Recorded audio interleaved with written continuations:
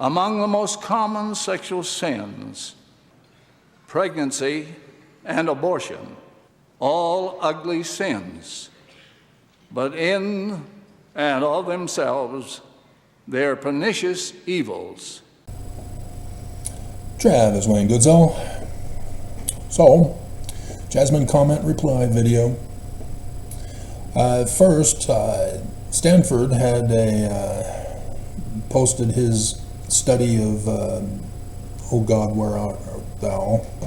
Eloi, Eloi, lama sabachthani," and wants my thoughts on it, and whether the author was intending to refer to Psalm 22.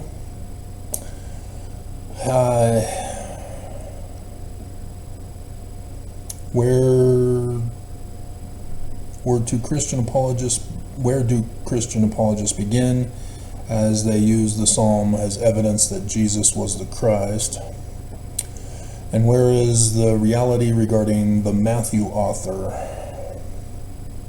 and subsequent editors? Is there any other questions?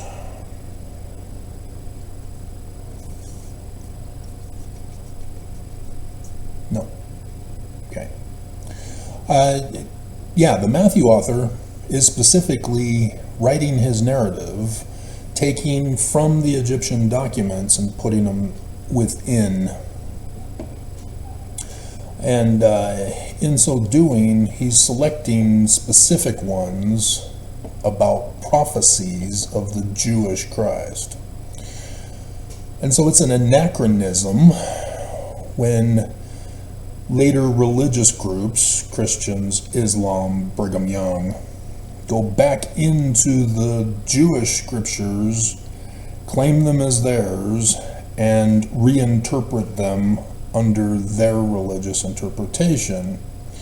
That's anachronism. That's a naughty no-no. That's abominable, as Joseph Smith says in verse 19 of the Joseph Smith history. And as such, all other religions who claim the Bible as theirs and are not using the learning of the Jews, like Joseph Smith and the Book of Mormon did, are wrong. They are not the one true church. This is real simple, basic logic, and those who argue about that are anti-Semites. Real simple. You do not love, you hate. And so,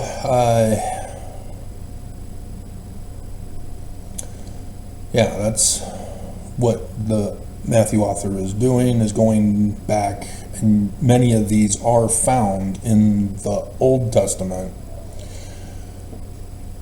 Jewish scriptures.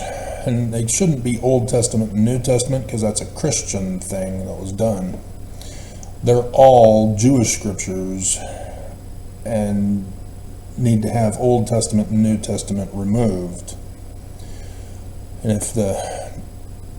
if scholars want to put them in chronological order of when they were written, that would be fine, but it would destroy Christianity and the Church of Jesus Christ of Latter-day Saints, because their whole authority is based on the scriptures being literal history. So it's important to also remember section 103, 16 and 17, the decoder, because you can plug that in here too. Everything. And as such, Jesus being on the cross is Emmanuel, the sun god at noonday, for the 8 April 2024 date. That's where the cross comes in. Is the Aleph of Paleo-Hebrew is completed with the cross, the two crosses technically, over the United States of America on that date. And so what it means by, Eloi, Eloi, lama sabachthani, is that he's abandoned. He's all by himself. Nobody wants to go to Zion, and ties in with the symbolism of the sign in the heavens that day, where he is Jupiter as the sign in the heavens in the Lamb constellation of sacrifice, thus the sacrificial lamb from the law of Moses and those sacrifices.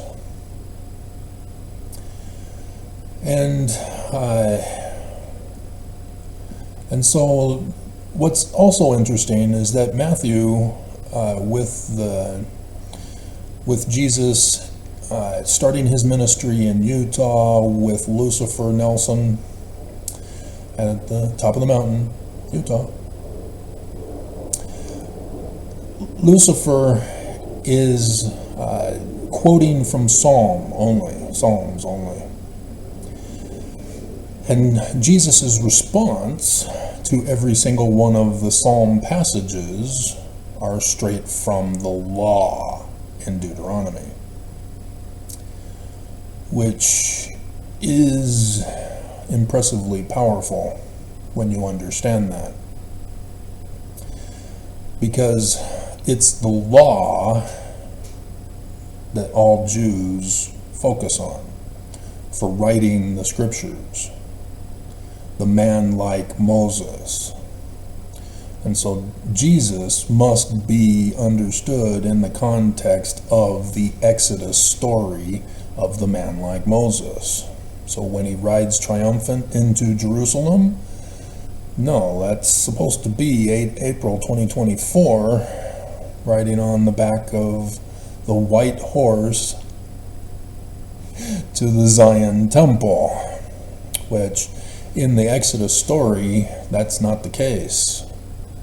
Mormons are rebellious, and it took destruction for the Mormons to finally leave Utah and go to the correct Zion under the leadership of the man like Moses. And they lived in tents, and even the temple had to be a tent. And so, yeah, that's why I keep talking about the importance of Mormons listening and learning their scriptures, is that there's supposed to be a big wedding ceremony. And how it is now, Mormons are just involved in a big orgy worshiping the golden calf.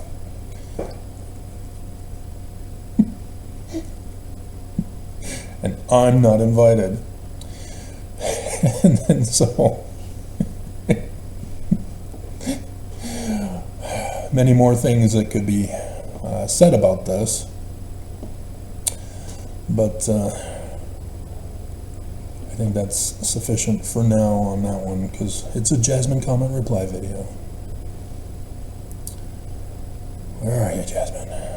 Where are you?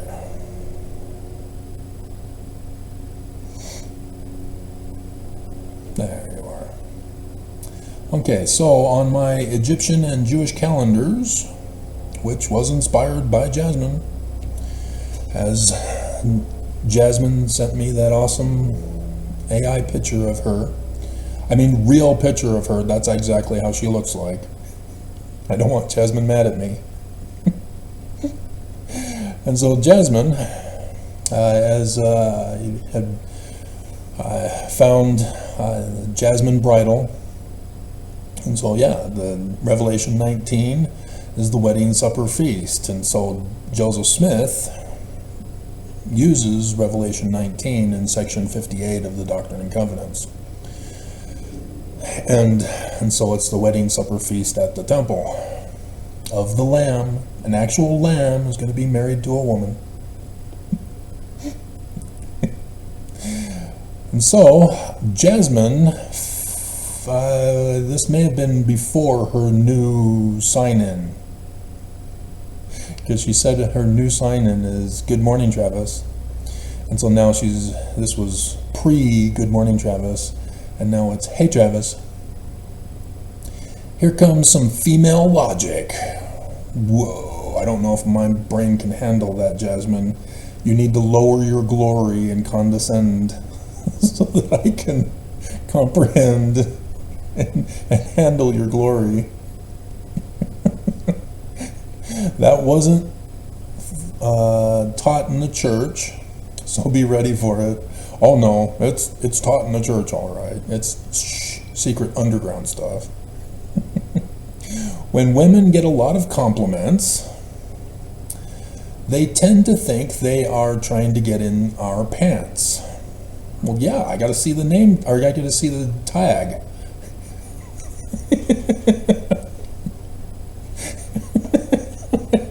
It's for fashion.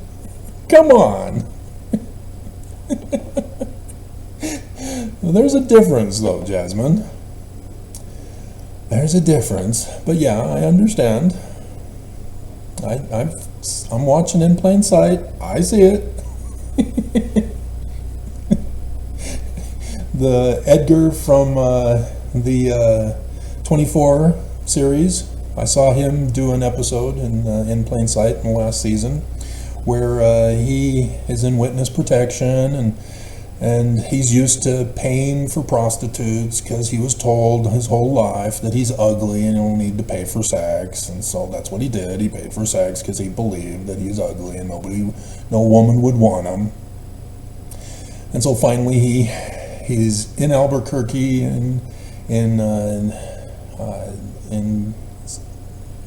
the security, and he meets a woman in the neighborhood who always comes by to his new fish shop and has a crush on him because she's divorced now and so is on the rebound.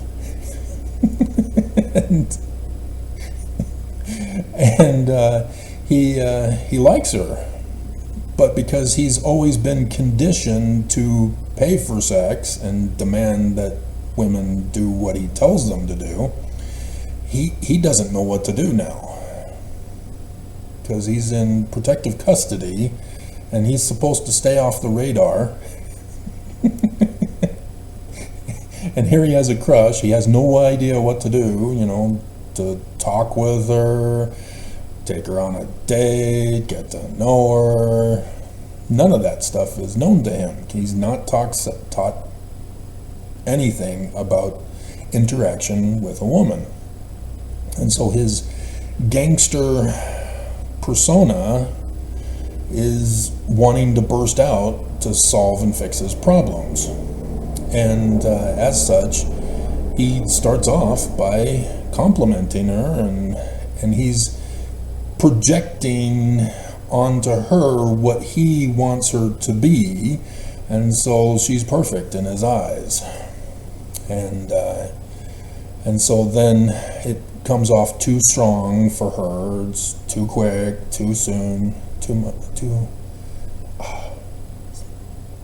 Motley Crue, isn't it?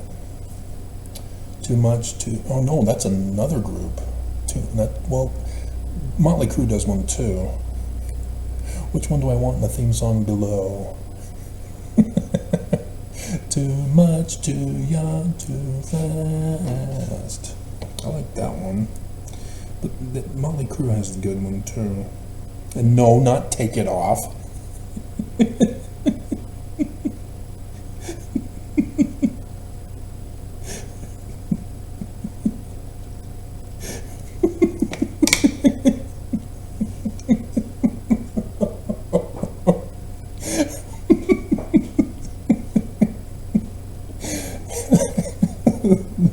Though I do like that song too.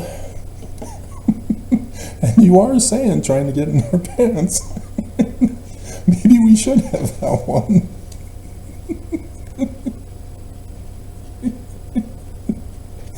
We'll see. And so yeah, when guys have little experience or they're raised up among their fellow peers, this is what happens. They aren't taught sex ed. They aren't taught how to communicate with women. And even in the public school system, even though we sat next to females in class, we weren't allowed to talk with them.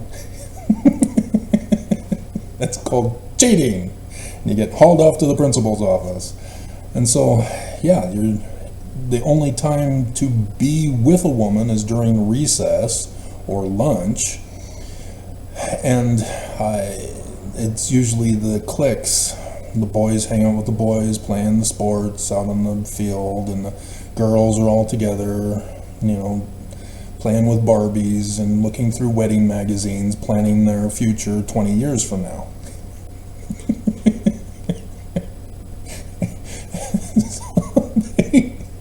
Big difference in the way our society raises us up as, too. And so, yeah, it's difficult when a woman who is abused and tends to think that all guys are like that. That's sad, makes me cry.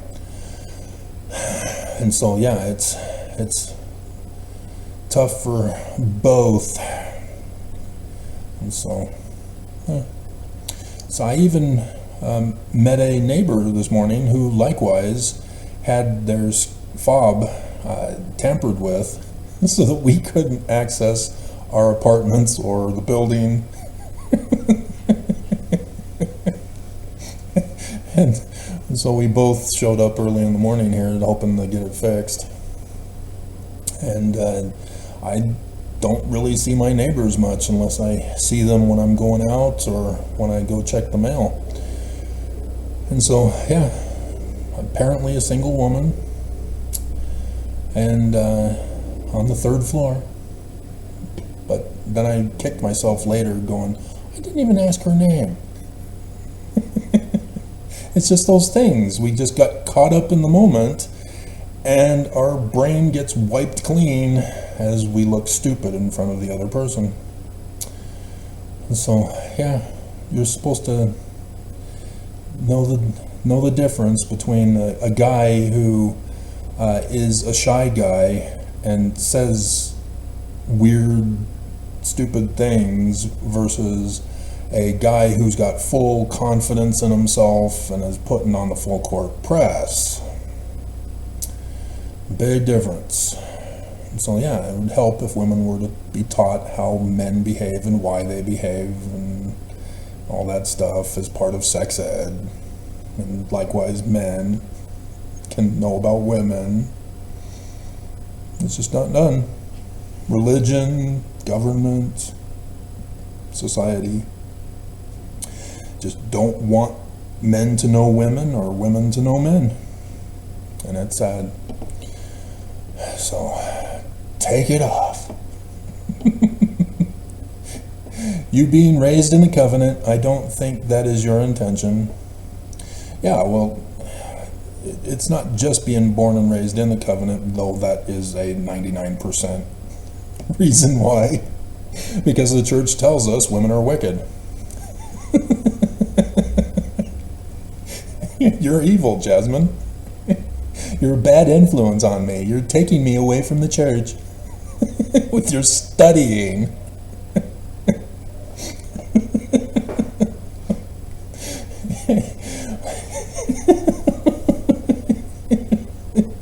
And you were harming the missionaries and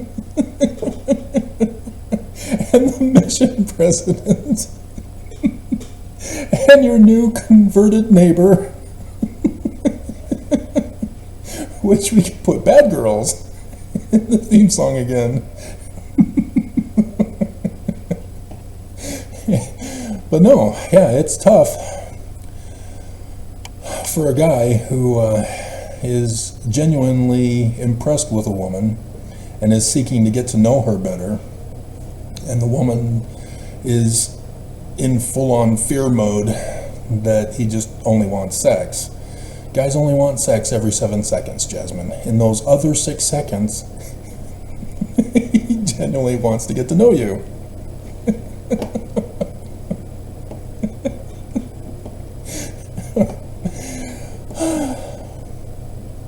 So yeah, so believing the nice things that are said about us sometimes, we have that thought process. Yeah, I know. That's why communication is essential. Not, oh no, I'm concerned this may be the interpretation and run and hide. Communicate. Test to find out. Put the guy to the test. Is he genuinely wanting to see the label in your pants, or does he actually want to get to know you better?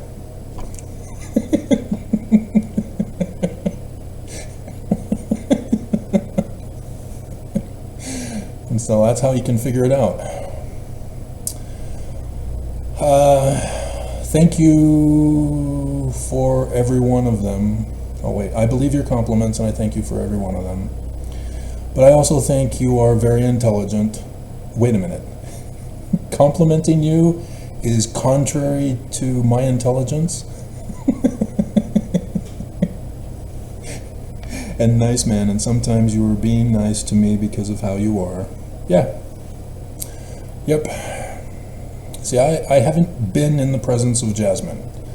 All I know about her is what she communicates through texting or on her computer, however she does it, and her website or YouTube channel with the music that she does and remixing, and some of the pictures she shared with me, and some short videos.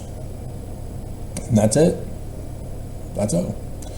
And so I'm well aware of the process of growing a seed into fruit, and how it takes time to learn to get to know somebody better. And so I hope that Jasmine likewise knows that, and she seems to. And so, yeah, I try to make sure that in my typing that I put in LOLs or LMAOs to express my humor, and my humor is difficult to get. It's a mixture of Bugs Bunny, Roadrunner show, British humor.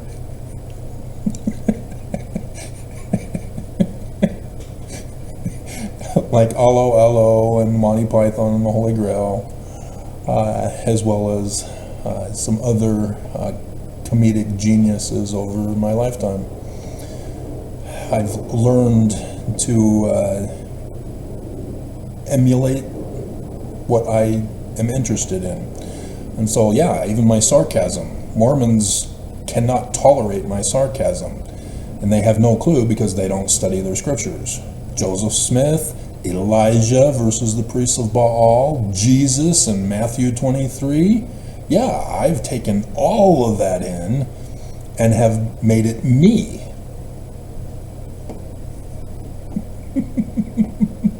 And Mormons don't like it.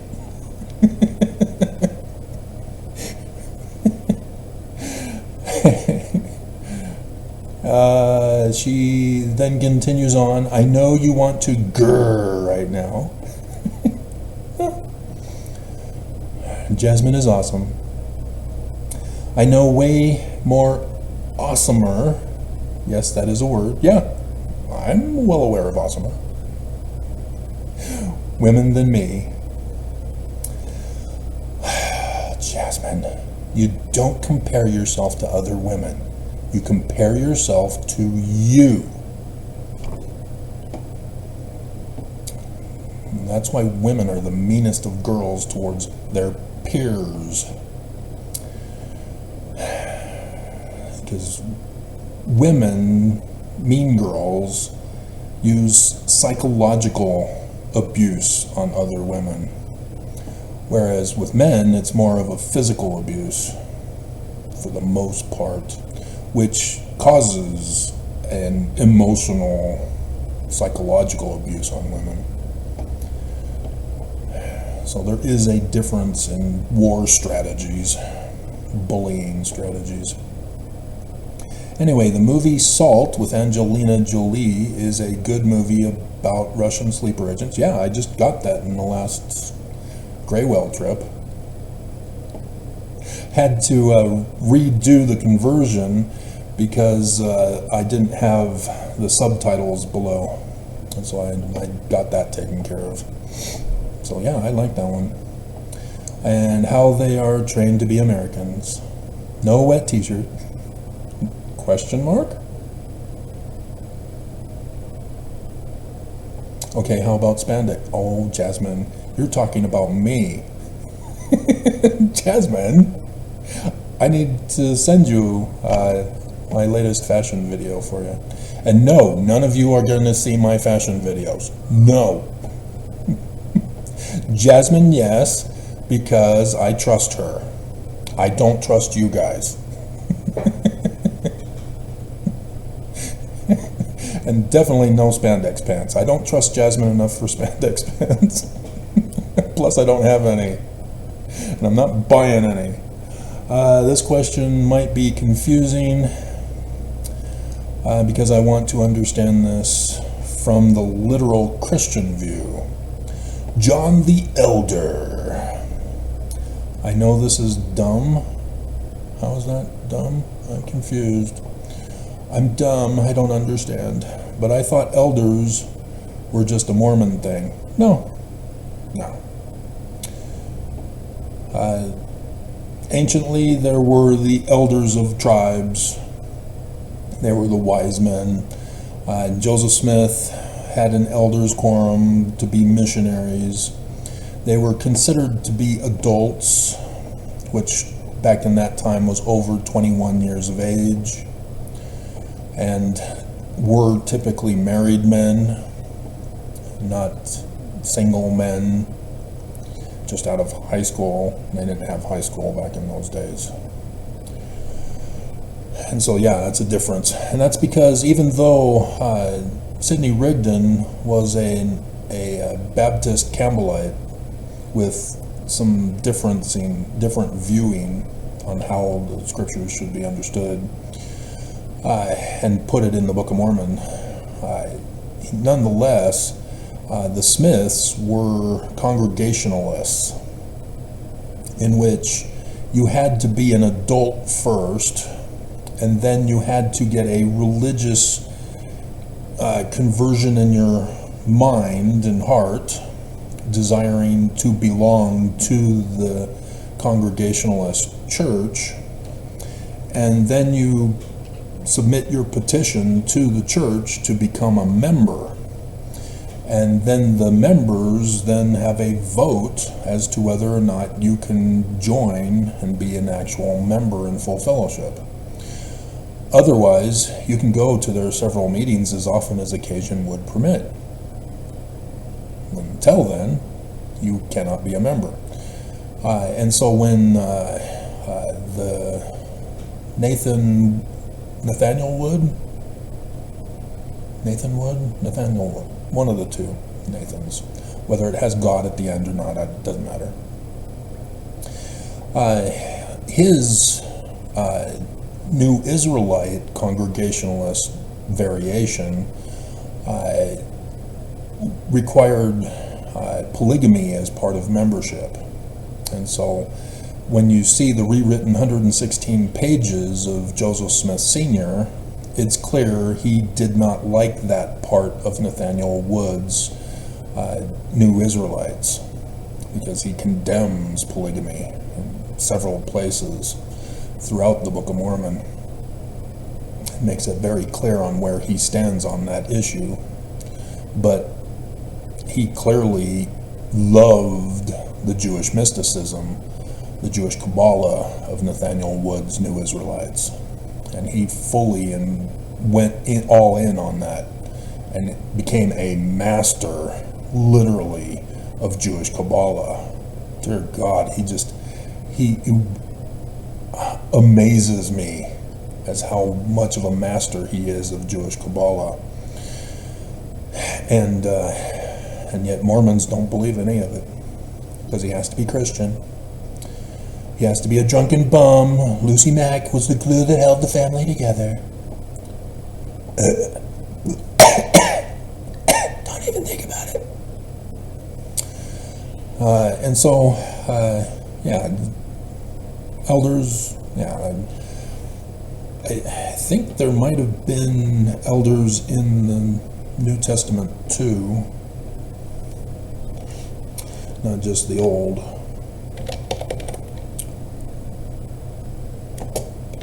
$363 altogether.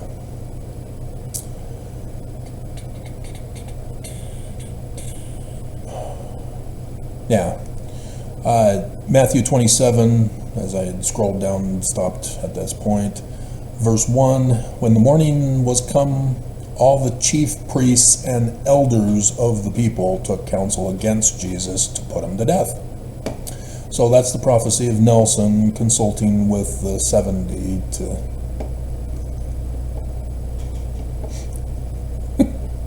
put their Christ to death.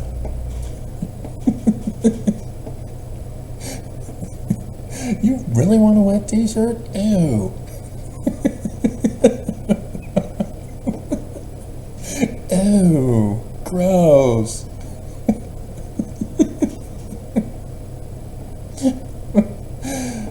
Let's see. Anyway, had visions. John the Elder had visions that he recorded in the book of Revelation that people have no problems with other than not understanding that they are prophetic, except under their interpretation.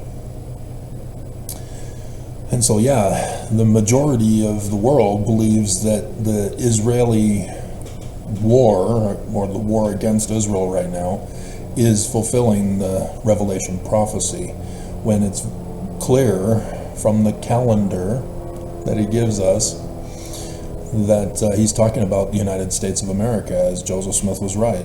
The New Jerusalem is in America. Article of Faith number 10. And even Mormons are so gone that they don't know that that's the case. They think that Zion is separate from New Jerusalem, not understanding 19 July 1840 that Brigham Young refused and was defiant from publishing. There's a reason why. Because Joseph is a prophet.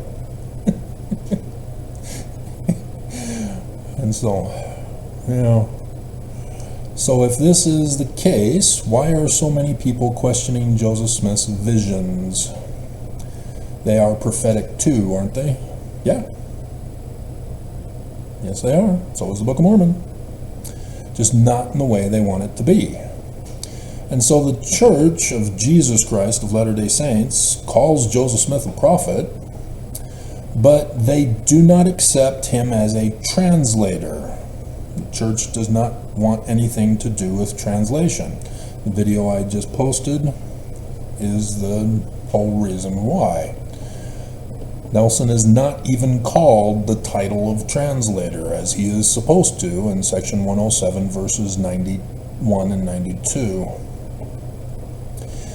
And so, instead, John Gee did the gospel topic essay on historicity and translation of the Book of Abraham, in which he throws Joseph Smith under the bus to defend the Church of Jesus Christ of Latter-day Saints, to say that Joseph Smith never claimed to be a translator, even though numerous documents say he did.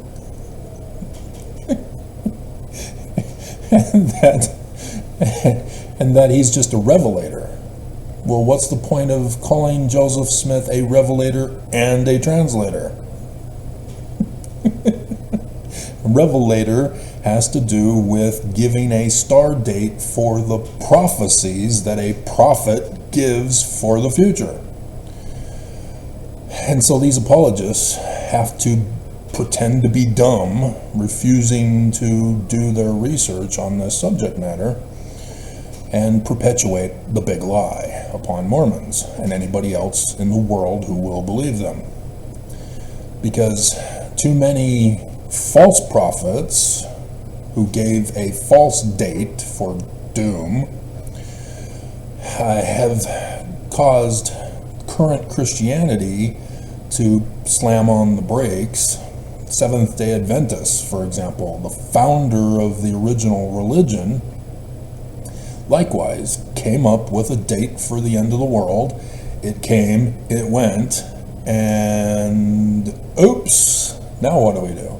And so they reinterpreted everything and then the Seventh-day Adventists branched off with their own beliefs and understandings, not understanding the simple Bible lesson that by their fruits ye shall know a false prophet. It didn't happen. Boom. False prophet. You don't listen to them. You don't stay in the church. They did. And there have been critics who have misinterpreted Joseph as having given a prophecy that didn't happen. Well, there's two problems with that. One, Brigham Young and his Danites lied and claimed that Joseph Smith made prophecies, and those prophecies didn't happen. It wasn't Joseph. Two, when you use the Christian interpretation of Joseph Smith's prophecies, you're going to be wrong. Like thinking that Jesus is going to come from outer space on a flying horse to Jerusalem to save the Jews from Islam. It's not going to happen. You got to use the learning of the Jews. And that's what critics don't get with Joseph Smith. They keep imposing Christianity on Joseph Smith because the Church of Jesus Christ of Latter-day Saints keeps perpetuating Joseph Smith as a Christian. And nobody wants to stop and go, hey, what's up? And so fun stuff. So, yeah. I hope that answers it. I look forward to more comments from the brilliant Jasmine. And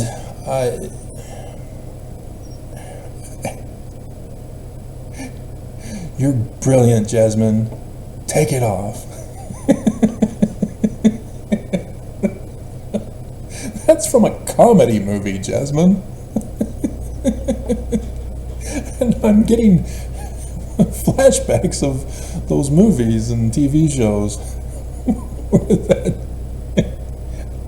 Euro Trip is the first one that I recall the name of, where the guy on the train, oh, excusey.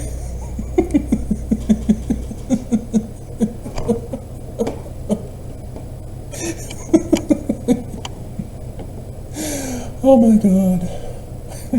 And then, Matt Damon does his song on that one movie. Scotty Doesn't Know. Right before the song, the one guy in the jacuzzi is tricking the dumb blonde until her friends come back and go, hey, what are you doing? And then she goes, ah.